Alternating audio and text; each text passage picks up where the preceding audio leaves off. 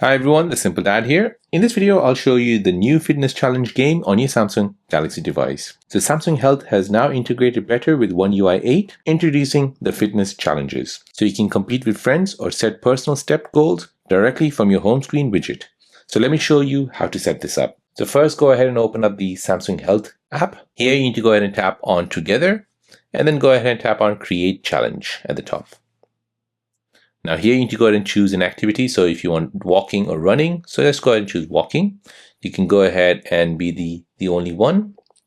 You can go ahead and choose a title, the start date, and your target, and then you can go ahead and create one. So now you can go ahead and invite friends. If you don't want to, you can go ahead and just do it yourself. And then you can go ahead and create your own challenges. So my challenges here is to get to 50,000 steps first. So this keeps you motivated with live progress tracking. It encourages a friendly competition and daily activity, and it helps to maintain a consistent fitness routine. So if you pair it with your Galaxy Watch, this will be even more accurate for tracking as well. So there you go, guys. That is how to do the fitness challenge on your Samsung Galaxy device running One UI 8.